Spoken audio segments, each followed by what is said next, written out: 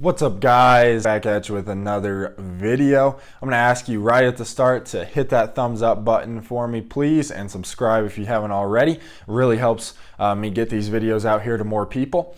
Today's topic for you guys are 5 exercises that you need to be doing. I can't stress this enough. These 5 exercises should be in your split regardless of what it is. You know, if you're trying to gain strength, if you're trying to gain mass, if you're trying to become an animal, get as big as possible, as shredded as possible, whatever it is, these need to be in your workout plan. So the first exercise, I'm just going to hop right into it, is squats, okay? That probably comes to no surprise to you because, I'd say squats are the most overrated exercise and underrated exercise there is. Let me explain. So they're overrated because everybody says that you need to do squats, and they're underrated because not many people actually do them, right? Your average gym goer, I think you could say out of, you go to 24-hour fitness, how many guys in there are actually doing barbell back squat? Probably a good, I'd say about 25% of them, if that. So if those guys really wanted to make progress, that is where they would need to start. So, when I was going to college, going to the gym, I had certain people that always wanted to work out with me, and it rotated, and I like to kind of work out by myself usually, but sometimes, I work out with certain individuals depending on who they are. And so, I didn't mind training some of these guys. So I'd let them work out with me and, kind of show them the ropes. And I enjoy doing stuff like that for sure. But there were some guys that I didn't train that basically all they ever worked out, they wanted a big chest and they wanted big arms. So all they ever worked out was chest and arms. Now, it might seem counterintuitive, but if they wanted a big chest and big arms, what they should have been working out is legs. Because by doing those squats, you're releasing so much of your natural hormones. You're releasing more growth hormone, more testosterone. Your body's producing more because you're working out a very large muscle group, which is your quads, your glutes, your hamstrings, your abductors. You're just working out a very, very large muscle group, which causes your body to secrete all these good hormones that you need for muscle growth. So if they really wanted to get a nice big chest, nice full shoulders, big arms, they need to do squats. And the same goes for you guys. You need to do squats if you want an overall well-rounded physique. Plus, no one thinks it's pretty when you have, nice big shoulders, nice big chest, and then you got these little chicken legs. I remember this one guy, this big black dude went to my gym, real nice guy. His name was Brian, and that's all I'll say about that. But I remember, first of all, his calves were just so tiny, it was quite embarrassing, and I really don't have room to talk on that one, as I'm sure a lot of you guys don't. But anyways, Brian, he was just this massive dude. He was like 245. I think he had 18-inch arms. His fat content was a little bit higher up there, but, it wasn't anything crazy. And, I remember him, he was banging out like 225 on bench for like 20 reps or something like that. His bench was like 350, it was up there, 350 is a pretty good bench. And he weighed about, like I said, like 245, 255, something like that. But then I remember seeing him do squats. I convinced him, Brian, you need to do squats. And at the time, my squat was probably like 275, something like that, I would say. That was my max squat. So, my squat wasn't impressive at all. But I remember seeing him do squats. And I kid you not, his squat was at 185 when he weighed 245 and his bench was 350 pounds. I was just blown away seeing him do 185 for like max on squats.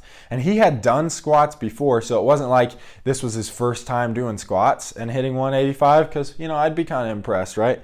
But regardless, if you weigh 245 and you've been working out in the gym for 2-3 years, you better have done a lot of squats before. But Brian hadn't at all, and so yeah, he hit it, and yeah, 185 was his max squat. And I was just, I was like, goodness. I mean, his bench, if he had been doing squat all the way up until that time, as well as training bench as hard as he was, his bench could have probably been well into the 400s, just because of the extra growth factor, all those hormones that are getting released when you're working out such a large muscle group as legs.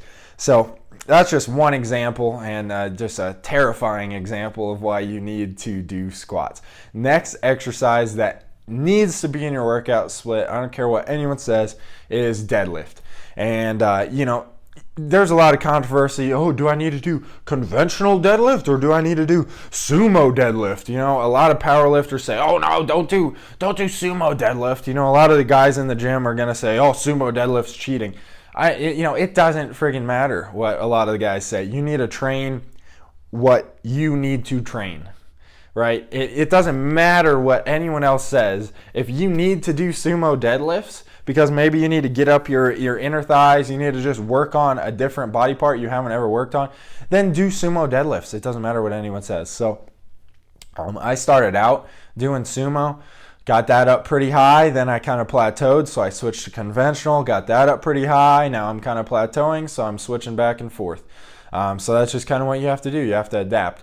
And one of the reasons why you need to do deadlift is because it is one of the major, it's a foundational lift as well as squats. So deadlift, conventional, is going to hit your legs a little bit more. It's going to hit your lower back a little bit more, and it's going to hit your back. Your traps are going to be a little sore after I'm doing them the first time. It's going to work on your glutes, your hamstrings, your quads. I mean, it's really one of those overall exercises. It's going to work on your core, your lower back, spinal erectors, upper back. So deadlift has to be done. It really does. And that's another one of those exercises that just helps your body release so many good manly hormones, right?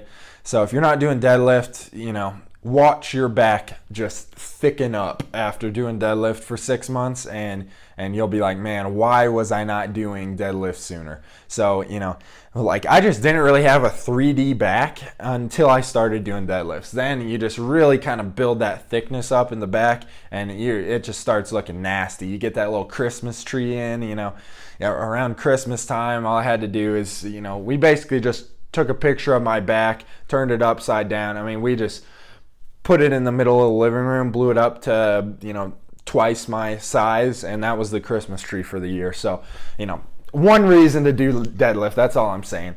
So the next exercise that you absolutely 100% need to be doing is the bench press. And I'd say for this one, you need to be doing bench and incline bench, but I'm just going to keep it in the same exercise. So do different variations of bench. Do your bench press, do your incline bench, do your decline bench.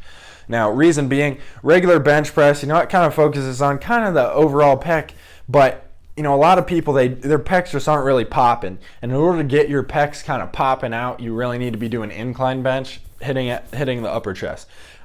And this is a low point for me as well. So incline bench is typically weaker for guys, but I guarantee you'll see some results if you've never really done incline bench. Start doing incline bench.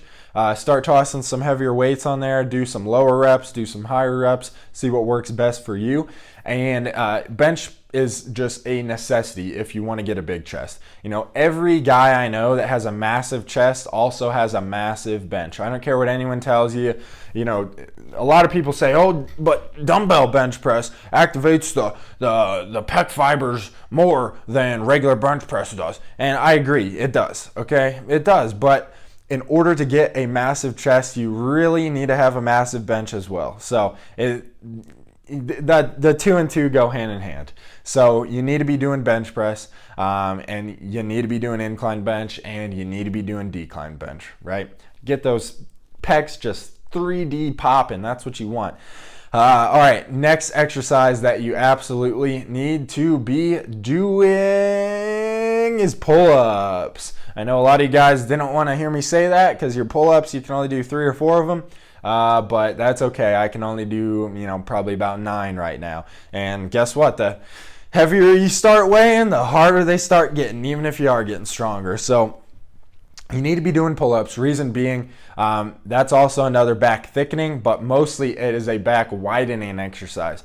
I mean, if you want a nice V taper, you know, I mean, right there, you can see a little bit of the V taper going on. If you want a really nice V taper, a real nice Christmas tree, you got to be doing pull-ups, because this is how I think of it, and this is kind of how I structure my back workouts, right? If I want thickness, I'm going to be doing row type exercises, because anything that is on the horizontal plane, anything perpendicular to my body, right? So if we look, you know, I mean, that's perpendicular. Rows are perpendicular to my body. So anything perpendicular to my body, like deadlifts, like barbell row, like dumbbell row, that is going to be for back thickening. That's going to thicken your back up, right? So when you turn to the side, you don't disappear. You actually have some size there, right? So anything that's perpendicular to your body is going to be a back thickening exercise.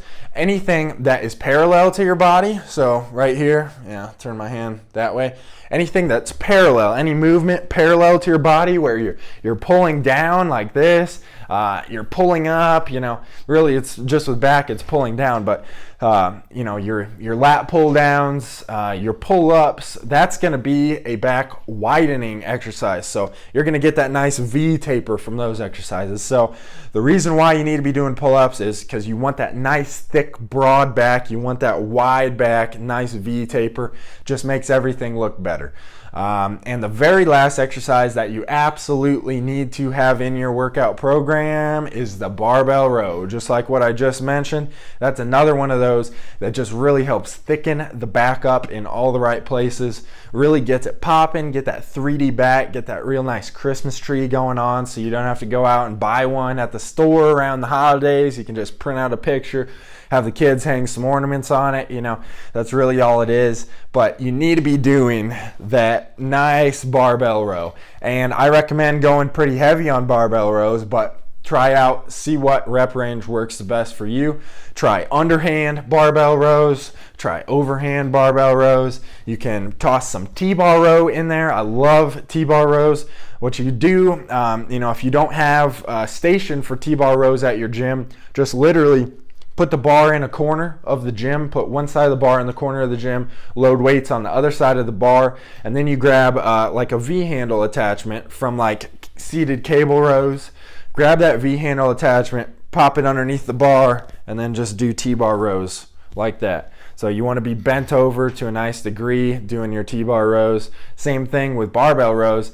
You don't want to be standing up like this and doing barbell rows. That just doesn't hit it. That hits your traps a lot more. You really want to be almost parallel to the ground when you're doing barbell rows, and that'll really help thicken up the back. You might have to lower the weight from what you've been doing on barbell rows, but I guarantee that's going to help thicken up your back. So thank you guys so much for watching. Hit that thumbs up button if you like these tips, and I look forward to seeing your guys' results from adding these exercises into your workout programs. Catch you next time.